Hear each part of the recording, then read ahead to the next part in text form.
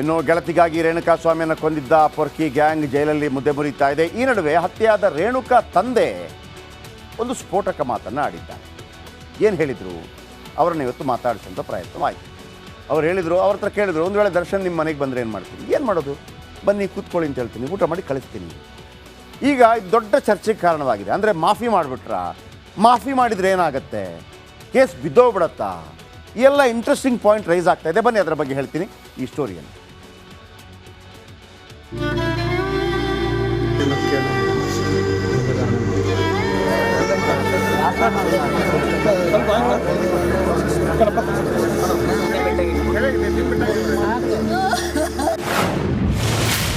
ದಾಸನನ್ನು ಕ್ಷಮಿಸ್ತಾರ ರೇಣುಕಾ ತಂದೆ?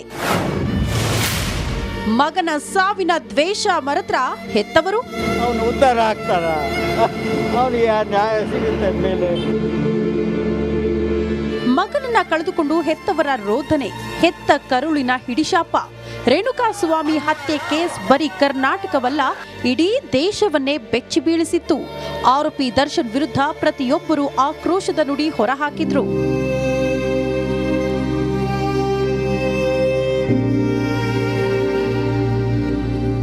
ಘಟನೆ ನಡೆದು 1.5 ತಿಂಗಳಲ್ಲೇ ಈ ಘನಘೋರ ಕೃತ್ಯದ ದ್ವೇಷವನ್ನ ಹೆತ್ತವರು ಮರುತ್ರ ಅನ್ನೋ ಮಾತು ಎದುರಾಗಿದೆ.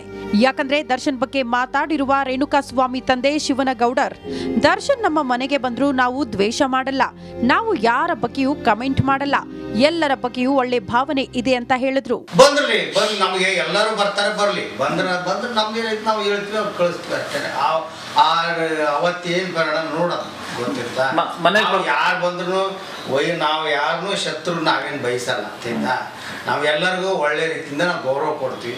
ನಮ್ಮ ಮನೆಗೆ ಯಾರು ಬಂದ್ರು ಬರ್ರಿ ಅಂತೀವಿ ಅಷ್ಟೇ. ನಾವು ಇದರಲ್ಲಿ ನಮ್ಮ ಏನಿದೆ ಅದು ನಮ್ದು ಏನೈತೆ ಅದು ಕಾನೂನು ಪ್ರಕಾರ ನಡೀತೈತೆ. ಅವ್ರು ಬಂದ್ರೆ ಬರ್ರಿ ಸ್ವಾಮಿ, ಬರ್ರಿ ಕೂತ್ಕೊಡ್ರಿ, ಉಣ್ರಿ, ತಿನ್ರಿ, ಕುಡೀರಿ, ಹೋಗ್ರಿ ಅಂತೀವೇನ. ನಾವು ಅವ್ರ ಬಗ್ಗೆ ಏನು ನಾವು ಯಾವುದು ಮಾತಾಡಕ್ಕೆ ಹೋಗಲ್ಲ, ಕಾಮೆಂಟ್ ಮಾಡಕ್ಕೆ ಹೋಗಲ್ಲ ನಾವು. ಇನ್ನು ಕಾನೂನು ಪ್ರಕಾರ ಏನು ನಡೆಯುತ್ತದೆಯೋ ಅದು ನಡೆಯಲಿ. ದರ್ಶನ್ ಮನೆಗೆ ಬರುವ ವಿಚಾರ ಗೊತ್ತಿಲ್ಲ, ಯಾವುದೇ ಮಂತ್ರಿ ಬಗ್ಗೆಯೂ ಕಮೆಂಟ್ ಮಾಡಲ್ಲ, ದರ್ಶನ್ ಬಗ್ಗೆಯೂ ಕಮೆಂಟ್ ಮಾಡಲ್ಲ. ನಮ್ಮ ಮನೆಗೆ ಬಂದ್ರೂ ಕೂಡ ಬನ್ನಿ, ಊಟ ಮಾಡಿ ಕುಳಿತುಕೊಳ್ಳಿ ಎನ್ನುತ್ತೇವೆ, ಹೀಗಂತ ರೇಣುಕಾಸ್ವಾಮಿ ತಂದೆ ಶಿವನಗೌಡರ್ ಪ್ರತಿಕ್ರಿಯೆ ಕೊಟ್ಟಿದ್ದಾರೆ. ಪೊಲೀಸ್ ನಡೀತಾ ಇದೆ, ನಾವು ಅಡ್ಡ ಫೇರ್ ಹೋಗಲ್ಲ, ನಾವು ಯಾರ ಬಗ್ಗೆ ಕಾಮೆಂಟ್ ಮಾಡಕ್ ಹೋಗಲ್ಲ. ಎಲ್ಲರ ಬಗ್ಗೆ ನಮ್ಗೆ ಒಳ್ಳೆ ಭಾವನೆ ಇದೆ, ಒಳ್ಳೆಯದು ನಾವು ಸ್ವೀಕಾರ ಮಾಡ್ತೀವಿ. ನಾವು ಯಾವ ರೀತಿ ವ್ಯತಿರಿಕ್ತವಾಗಿ ಯಾವುದು ಹೋಗಲ್ಲ. ನಮ್ಮ ಕಾನೂನು ಏನೈತೆ ಅದು ನಡೀತೈತೆ, ಅದು ಮಾಡಿ ಬಂದಾಗ ಆ ವಿಚಾರ ಪ್ರಸ್ತಾಪ ಬಂದಾಗ ಮಾತಾಡೋಣ. ಈಗ ನಾವು ಅಂತೆ ವಿಚಾರಕ್ಕೆ ನಾವು ನಮಗೇನು ಬಂದಿಲ್ಲ, ನಮ್ಗೆ ಗೊತ್ತಿಲ್ಲ. ನಾವು TV ಮಾಧ್ಯಮದಲ್ಲಿ ಇರೋದಕ್ಕೆ ನಾವು ಉತ್ತರ ಕೊಡೋಕ್ಕಾಗಲ್ಲ. ನಾವು ಯಾರಿಗೂ ನಮಗೇನು ಇಷ್ಟ ಇಲ್ಲ, ನಾವು ಕಾಮೆಂಟ್ ಮಾಡಾಕ್ತಾ ಇಲ್ಲ. ನಾವು ಮಿನಿಸ್ಟ್ರ್ ಬಗ್ಗೆ ಕಾಮೆಂಟ್ ಮಾಡಾಕ್ತಾ ಇರಲಿಲ್ಲ, ಇವ್ರೇನು ದರ್ಶನ್ ಬಗ್ಗೆ ಕಾಮೆಂಟ್ ಕೊಡಾಕ್ತಾ ಇಲ್ಲ. ನಮ್ಮ ಪೊಲೀಸ್ ಏನು ನಡೀತೈತೆ, ಕೋರ್ಟ್ ಏನು ನಡೀತೈತೆ ಅದ್ರ ಬಗ್ಗೆ ಅಷ್ಟೇ ನಮ್ಮ ಚಿಂತೆವೇನ. ಯಾರು ಏನು ಮಾತಾಡಿದ್ರು ಏನಿದ್ರು ಅದ್ರ ಬಗ್ಗೆ ನಾವು ತಲೆ ಕೆಡಿಸ್ಕೊಳಕ್ ಹೋಗಲ್ಲ, ಅದ್ರ ಬಗ್ಗೆ ನಾವೇನು ಕಾಮೆಂಟ್ ಮಾಡಲ್ಲ. ಒಟ್ನಲ್ಲಿ ರೇಣುಕಾಸ್ವಾಮಿ ಕೊಲೆ ಕೇಸ್ ಭಾರಿ ಚರ್ಚೆಗೆ ಗ್ರಾಸವಾಗಿತ್ತು. ಇಡೀ ಸಮಾಜ ದರ್ಶನ್ನ ದ್ವೇಷ ಮಾಡ್ತಾ ಇದೆ. ಈ ನಡುವೆ ರೇಣುಕಾಸ್ವಾಮಿ ತಂದೆಯೇ ಈ ರೀತಿಯ ಹೇಳಿಕೆ ನೀಡಿದ್ದು ಇಷ್ಟು ಬೇಗ ದರ್ಶನ್ನ ಕ್ಷಮಿಸಿಬಿಟ್ರಾ ಅನ್ನೋ ಪ್ರಶ್ನೆ ಎದುರಾಗಿದೆ. Bureau report, republic Kannada. ನೋಡಿ, ಆರಂಭದಲ್ಲಿ ನನಗೊಂದು ಅನುಮಾನ ಕಾಡ್ತಾ ಇದೆ. ದರ್ಶನ್ ಪರವಾಗಿರುವಂಥ ವಕೀಲರಿಗೆ ಕೆಲವು ಇಂಥ ಸಂದರ್ಭದಲ್ಲಿ ಯಾವ ರೀತಿ ಕೋರ್ಟ್ ಮುಂದೆ ಹೋಗಬೇಕು ಅನ್ನೋದ್ರ ಬಗ್ಗೆ ಸ್ವಲ್ಪ ಕಸಿಬಿಸಿ ಅಥವಾ ಪರಿಜ್ಞಾನದ ಬಗ್ಗೆ ಕೆಲವು ಕ್ವಶನ್ಗಳು ಹೇಳ್ತಾ ಇದೆ. ಯಾಕೆಂತಂದರೆ ಮನೆ ಊಟ ಬೇಕು ಅಂತಂದರೆ ಡೈರೆಕ್ಟಾಗಿ ಹೈಕೋರ್ಟ್ಗೆ ಹೋಗಬಾರ್ದು, ಅದು ಹೈರಾರ್ಕಿ ಪ್ರಕಾರನೇ ಬರಬೇಕು. ಹೈಕೋರ್ಟ್ ಕೂಡ ಫಸ್ಟ್ ಹೇಳುತ್ತೆ ಅಲ್ಲಿಂದ ಬನ್ನಿ ಅಂತೇಳಿ. ಇವರು ಫಸ್ಟಿಗೆ ಡೈರೆಕ್ಟಾಗಿ ಹೈಕೋರ್ಟ್ಗೆ ಹೋಗ್ಬಿಟ್ರು. ದರ್ಶನು ಸ್ಟಾರ್ ಇದ್ದಾರೆ, VIP ಇದ್ದಾರೆ, ಹಂಗಾಗಲ್ಲ ಅಂತ ಕೊಲೆ ಕೇಸ್ಗಳಲ್ಲಿ ಹಂಗಾಗಲ್ಲ. ಹಾಗಾಗಿ ಈಗ ಮತ್ತೆ ಮ್ಯಾಜಿಸ್ಟ್ರೇಟ್ ಕೋರ್ಟ್ ಮುಖ ಅಂತೇಳಿ ಹೋಗ್ತಾ ಇದ್ದಾರೆ. ಅದಾಗದೇ ಇದ್ದರೆ ಮತ್ತೆ ಹೈಕೋರ್ಟ್ಗೆ ಹೋಗಬೇಕಾಗುತ್ತೆ. ಈಗ ಇಲ್ಲ ಆಗಿಲ್ಲ. ಹಾಗಿದ್ದರೆ ದರ್ಶನ್ ಕೇಳಿದ್ದೇನು? ಆಮೇಲೆ ಈ ಹಿಂದೆ ಕೂಡ ಕೆಲ ವ್ಯತ್ಯಾಸಗಳಾಗಿದೆ ಈ ವಕೀಲರಿಂದಾಗಿ. ಅವ್ರೇನು ಮಾಡಿದ್ರು, ಆರಂಭದಲ್ಲಿ ಹೇಳ್ಬಿಟ್ರು ಇವರನ್ನು ಚೆನ್ನಾಗಿ ನೋಡ್ಕೊತಾ ಇಲ್ಲ, ಸರಿಯಾಗಿ ಊಟ ಕೊಡ್ತಾ ಇಲ್ಲ, ಮತ್ತೊಂದು ಕೊಡ್ತಾ ಇಲ್ಲ ಅಂತ ಹೇಳ್ಬಿಟ್ರು. ಹಾಗಾಗಿ ಕೋರ್ಟ್ ಇಲ್ಲ, ಅವರನ್ನು ಚೆನ್ನಾಗಿ ನೋಡ್ಕೊಳ್ಳಿ ಅಂತ ಹೇಳ್ಬೋದು, ಊಟ ಕೊಡಿ ಅಂತ ಹೇಳ್ಬೋದು ಅಂತೇಳಿ. ಕೋರ್ಟ್ ಏನು ಹೇಳ್ಬಿಡ್ತು, ರೆಕಾರ್ಡ್ ಮಾಡಿ ಅಂತ ಅಂದ್ಬಿಟ್ಟು. ಅಲ್ಲಿ ತನಕ ಏನಾಗ್ತಾ ಇತ್ತು, ಕೆಲವು ಅಡ್ಜಸ್ಟ್ ಮಾಡಿ ಏನಾದರೂ ಹಾಸಿಗೆನೋ ಮತ್ತು ಗಿಂಬೋ ಕೊಡೋರು ಕೂಡ ಈ ರೆಕಾರ್ಡ್ ಮಾಡಿ ಅಂತ ಹೇಳಿದ ನಂತರ ಏನು ಒಬ್ಬ ಕೊಲೆ ಆರೋಪಿ ಕೊಡಬೇಕು ಅದನ್ನೇ ಕೊಡಬೇಕಾಗಿದೆ. ಹಾಗಾಗಿ ಕೆಲವು ಎಡವಟ್ಟುಗಳು ಮಾಡ್ಕೊಂಡಿದ್ದಾರೆ ಅಂತ. ಏನು ಕೇಳಿದ್ರು ಇವರು? ಮನೆ ಊಟ, ಹಾಸಿಗೆ, ಬಟ್ಟೆ ಬೇಕು ಅಂತ ದರ್ಶನ್ ಕೇಳಿದರು. ಎಲ್ಲಿ? 24ನೇ ACMM ಕೋರ್ಟ್ ಮೊರೆ ಹೋಗಿದ್ದರು. ಇದಕ್ಕಿಂತ ಮೊದಲು ಎಲ್ಲಿಗೆ ಹೋಗಿದ್ರು? ಹೈಕೋರ್ಟ್ಗೆ. ಹೈಕೋರ್ಟ್ ಕೊಡಲಿಲ್ಲ. ಯಾವ ರೀತಿ ಹೋಗಬೇಕು, ಜೈಲಾಧಿಕಾರಿಗಳ ಮುಖಾಂತರ ಹೋಗಿ ಅಂತ ಹೇಳಿದರು. ಹಾಗಾಗಿ ಇದೀಗ ಮ್ಯಾಜಿಸ್ಟ್ರೇಟ್ ಕೋರ್ಟ್ ಮುಂದೆ ಹೋಗ್ತಾ ಇದ್ದಾರೆ. ದರ್ಶನ್ಗೆ ಯಾಕೆ ಮನೆ ಊಟ? ದರ್ಶನ್ ಹೇಳ್ತಾರೆ, ಅಥವಾ ದರ್ಶನ್ ವಕೀಲರು ಹೇಳ್ತಾರೆ ದರ್ಶನ್ ಪರವಾಗಿ, ನೋಡಿ ದರ್ಶನ್ ಅವರು ಸ್ಟಾರ್ ಇದ್ದಾರೆ, ಅವರಿಗೆ ಜೈಲೂಟದಿಂದ ಅಜೀರ್ಣವಾಗಿದೆ, ಅತಿಸಾರ ಆಗಿದೆ, ಅಂದರೆ ವಾಂತಿ ಭೇದಿ ಆಗ್ತಾ ಇದೆ, ಆದ್ದರಿಂದ ಮನೆ ಊಟ ತರಿಸಲು ಅನುಮತಿ ಕೇಳಿದ್ದ ನಟ. ನನಗೆ ಸರಿಯಾಗ್ತಾ ಇಲ್ಲ, ಅಜೀರ್ಣ ಆಗ್ತಾ ಇದೆ.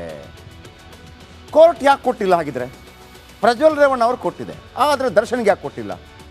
ಮನೆ ಊಟ ಮಾತ್ರವಲ್ಲ, ಬಟ್ಟೆ ಹಾಸಿಗೆ ಕೂಡ ಕೊಡಬೇಡಿ ಅಂತ ಸರ್ಕಾರಿ ವಕೀಲರು ವಿರೋಧ ವ್ಯಕ್ತಪಡಿಸಿದ್ದಾರೆ. ಸರ್ಕಾರಿ ವಕೀಲರು ಅಂತಂದರೆ ಯಾರು? ಪೊಲೀಸರ ಪರವಾಗಿರುವಂಥ ವಕೀಲರು, ಸರ್ಕಾರದ ಪರವಾಗಿರುವಂಥ ವಕೀಲರು. ಅವ್ರು ಹೇಳ್ತಾರೆ ಇಲ್ಲ ಕೊಡೋಂಗಿಲ್ಲ. ಈಗ ನಾವು ಮೊನ್ನೆ ಹೇಳ್ತಾ ಇದ್ವಿ, special public prosecutor Prasanna Kumar, ಅದೇ ಥರ ಅವ್ರು ಹೇಳ್ತಾರೆ ಬೇಡ ಕೊಡಬೇಡಿ. ಯಾಕೆ ಅಂತಂದರೆ ಜೈಲೂಟದಿಂದ ದರ್ಶನ್ಗೆ ಯಾವುದೇ ಸಮಸ್ಯೆ ಆಗಿಲ್ಲ ಅಂಥೇಳಿ ಸರ್ಕಾರಿ ವಕೀಲರು ವಾದ ಮಾಡ್ತಾರೆ. ನೋಡಿ, ಶೂಟಿಂಗ್ ವೇಳೆ ದರ್ಶನ್ಗೆ ಒಂದು ಸಣ್ಣ ಗಾಯವಾಗಿತ್ತು, ಗಾಯ ಆಗಿದೆ, ಅವರ ಕೈ ಗಾಯ ಇದೆ. ಗಾಯದ ನೋವಿನ ಬಗ್ಗೆ ವೈದ್ಯರು ಸಲಹೆ ನೀಡಿದ್ದಾರೆ, ವೈದ್ಯರು ಸಲಹೆ ಕೊಟ್ಟಿದ್ದಾರೆ. ನೋಡಿ, ಅವರಿಗೆ ಗಾಯ ಇದೆ, ಅವ್ರಿಗೆ ಈ ಥರ ಟ್ರೀಟ್ಮೆಂಟ್ ಕೊಡಬೇಕು, ಈ ಥರ ರೆಸ್ಟ್ ತಗೋಬೇಕು ಎಲ್ಲ ಹೇಳಿದ್ದಾರೆ. ಆದರೆ ಅತಿಸಾರ ಅಲರ್ಜಿ ಬಗ್ಗೆ ವೈದ್ಯರು ಮಾಹಿತಿ ನೀಡಿಲ್ಲ. ಜೈಲಲ್ಲಿ ವೈದ್ಯರು ಇರ್ತಾರೆ. ಮೊದಲೆಲ್ಲ ಏನಾಗುತ್ತೆ, ಯಾರಾದ್ರೂ ಅರೆಸ್ಟ್ ಆಗುವಾಗ ಹೊರಗಡೆ ಕರ್ಕೊಂಡು ಹೋಗಬೇಕು, ಮತ್ತೊಂದು ಕಡೆ ಕರ್ಕೊಂಡು ಹೋಗಬೇಕು, ಟೆಸ್ಟ್ ಮಾಡಿಸ್ಬೇಕು, ಎಲ್ಲ ನೋಡಿದ್ದೀವಿ ನಾವು ರಾಜಕಾರಣಿಗಳ ವಿಚಾರದಲ್ಲಿ. ಜೈಲೊಳಗೆ ಹೋದ ನಂತರ ಹೊರಗೆ ಬರೋಂಗಿಲ್ಲ, ಅಲ್ಲೇ ಇರ್ತಾರೆ. ಜೈಲಿನ ನಿಯಮಾವಳಿಯಲ್ಲಿ ಮನೆಯೂಟಕ್ಕೆ ಅವಕಾಶ ಇಲ್ಲ ಅಂತ ಯಾರು ಸರ್ಕಾರದ ಪರವಾಗಿರುವಂತಹ ವಕೀಲರು ವಾದ ಮಂಡಿಸ್ತಾರೆ. ಈ ವಾದವನ್ನು ಆಲಿಸಿದಂಥ ಜಡ್ಜ್ ವಿಶ್ವನಾಥ್ ಸಿ ಗೌಡರ್ ಒಂದು ಆದೇಶ ಕೊಡ್ತಾರೆ. ದರ್ಶನ್ ಕೊಲೆ ಮಾಡಿಲ್ಲ ಅಂದಿದ್ರೆ ಮನೆ ಊಟ ಸಿಗ್ತಾ ಇತ್ತು. ಉದಾಹರಣೆಗೆ ಅವ್ರು ಹೇಳೋದು ಇದು ನಾವು ಹೇಳ್ತಿರೋದು, ಉದಾಹರಣೆಗೆ ಪ್ರಜ್ವಲ್ ರೇವಣ್ಣಗೆ ಮನೆ ಊಟ ಸಿಗ್ತಾ ಇದೆ, ಆದರೆ ಕೊಲೆ ಆರೋಪಿಗೆ ಮನೆ ಊಟ ನೀಡಲು ಅವಕಾಶ ಇಲ್ಲ. ದರ್ಶನ್ ಕೊಲೆ ಆರೋಪಿ ಆಗಿದ್ದಕ್ಕೆ ಈ ಸೌಲಭ್ಯಗಳು ಕೊಡೋಕ್ಕಾಗಲ್ಲ. ನಟ ದರ್ಶನ್ಗೆ ಈಗ ಒಂದೇ ಒಂದು ಮಾರ್ಗ ಉಳಿದಿರೋದು, ಅದು ಮತ್ತೊಮ್ಮೆ ಹೈಕೋರ್ಟ್ ಮೊರೆ ಹೋಗೋದು. ಈಗಾಗಲೇ ಹೈಕೋರ್ಟ್ ಮೊರೆ ಹೋಗಿದ್ದ ನಟ ದರ್ಶನ್ ಸಲ್ಲಿಸಿರುವ ಅರ್ಜಿ ವಿಚಾರಣೆ ಜುಲೈ 29ಕ್ಕೆ ನಿಗದಿಯಾಗಿದೆ. ಸೊ ಅಲ್ಲಿ ತನಕ ಬೇರೆ ಯಾವುದು ಕೂಡ ವಿಚಾರಣೆಗೆ, ಅಂದರೆ ಅಲ್ಲಿ ತನಕ ಜೈಲೂಟವೇ ಫಿಕ್ಸ್ ಆಗಿದೆ. ನಾವೊಂದು ಮಾತನ್ನು ಹೇಳ್ತಾ ಇದ್ವಿ, ಜೈಲೂಟ ಯಾಕೆ ಕೊಡೋದಿಲ್ಲ, ಯಾಕೆ ಜೈಲೂಟಕ್ಕೆ ಅವಕಾಶ ಇಲ್ಲ? ನೋಡಿ, ಪೊಲೀಸ್ ಸ್ಟೇಷನ್ಗಳಲ್ಲಾಗಲಿ ಜೈಲಲ್ಲಾಗಲಿ ಒಂದು 3 ರೀತಿಯ ಆರೋಪಿಗಳನ್ನು ಬಹಳ ಕೆಟ್ಟದಾಗಿ ನಡೆಸ್ಕೋತಾರೆ. ಅಲ್ಲಿಯ ಅಕ್ಕಪಕ್ಕದ ಕೈದಿಗಳು ಕೂಡ ನಡೆಸ್ಕೋತಾರೆ. ಒಂದು, ಮರ್ಡರ್ ಮಾಡಿ ಬಂದಿದ್ರೆ, ಮರ್ಡರ್ ಮಾಡಿ ಬರ್ತೀಯ ಆ ಥರ. ಇನ್ನೊಂದು, ರೇಪ್ ಮಾಡಿ ಬಂದಿದ್ರೆ. ರೇಪ್ ಮಾಡಿ ಒಳಗಡೆ ಬಂದಿದ್ರೆ ಅಕ್ಕಪಕ್ಕದ ಕೈದಿಗಳು ಹೊಡಿತಾರಂತೆ. ಆದರೆ ಈ ಅಕ್ಕಪಕ್ಕದ ಕೈದಿಗಳು ಕೆಲವರು ಇರ್ತಾರೆ, ಬೇರೆ ಬೇರೆ ಯಾವುದೋ ಕಾರಣಕ್ಕಾಗಿ, ಆಕಸ್ಮಿಕ ಕಾರಣಕ್ಕಾಗಿ ಏನಾದರೂ ಒಂದು ಘಟನಾವಳಿಗಳಿಂದ ಬಂದಿರ್ತಾರೆ ಜೈಲಿಗೆ. ಇನ್ನೊಂದು, ದರೋಡೆ ಮಾಡಿ ಬಂದವರಿಗೆ, ಇವರಿಗೆ ವಿನಾಯಿತಿ ಕೊಡೋದಿಲ್ಲ, ಪೊಲೀಸರು ವಿನಾಯಿತಿ ಕೊಡೋದಿಲ್ಲ ಅಂಥೇಳಿ. ಸೊ ಹಾಗೇನೆ ಕಾನೂನಲ್ಲೂ ಕೂಡ ನೋಡಿ, ವಿಶೇಷವಾಗಿ ಕೊಲೆ ಮಾಡಿದ ಕಾರಣಕ್ಕಾಗಿ ಮನೆ ಊಟ ಸಿಗೋದಿಲ್ಲ.